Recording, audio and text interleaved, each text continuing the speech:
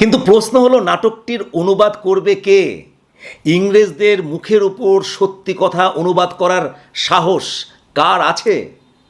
কিন্তু অচিরেই অবিশ্বাস্যভাবে James long সাহেব নাটকটির ইংরেজি অনুবাদের ব্যবস্থা করলেন। কিন্তু কখনোই তিনি অনুবাদকের নাম প্রকাশ্যে জানালেন না। অনুবাদকের নামের জায়গায় লেখা হলো বাই এ নেটিভ, অর্থাৎ এক দেশীয় নাগরিক দ্বারা অনুদিত। এখানেও কিন্তু গল্পের ভিতরে একটা অদ্ভুত গল্প আছে। আপনাদের বলি, নীলদর্পণ নাটকটিকে ইংরেজিতে কে অনুবাদ করেছিলেন সেই নামটি কিন্তু আজ পর্যন্ত ইতিহাসে প্রতিষ্ঠিত হয়নি। রেভারেন্ড জেমস লং যেমন তিনি তার জীবদ্দশায় সেই অনুবাদকের নাম কখনোই প্রকাশ করেননি, তেমনি সেই অনুবাদকও কখনোই প্রকাশ্যে আসেননি। তবে ইতিহাসের পাতায় অনুবাদকের নাম নিয়ে রহস্য থাকলেও সাহিত্য সম্রাট বঙ্কিমচন্দ্র চট্টোপাধ্যায় থেকে শুরু করে বহু ইতিহাসবিদ তারা জোরালো দাবি করেছেন যে এক রাতের বা কয়েকটি রাতের অন্ধকারেই সেই অবিস্মরণীয় অনুবাদের কাজটি করেছিলেন বাংলা সাহিত্যের কিংবদন্তি কবি মাইকেল মধুসূদন দত্ত। নীলদর্পণ নাটকটির আসল লেখক কে?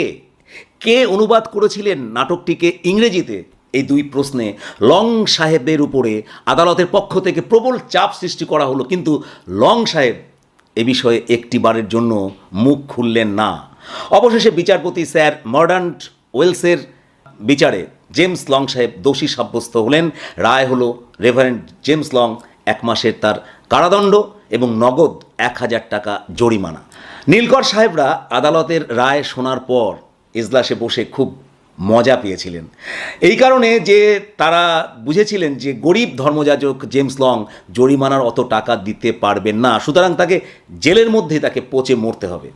কিন্তু নীলকর সাহেবদের সেই আনন্দ অহংকার বেশিক্ষণ স্থায়ী হলো না।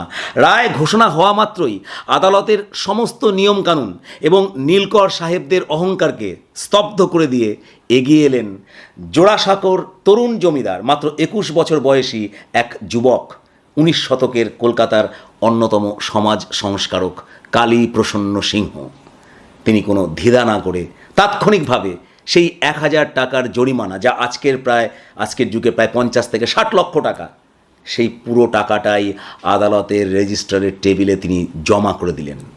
তিনি সবাইকে বুঝিয়ে দিলেন লং সাহেব কখনোই একা নন, তার পিছনে রয়েছে সমস্ত বাঙালি জাতি।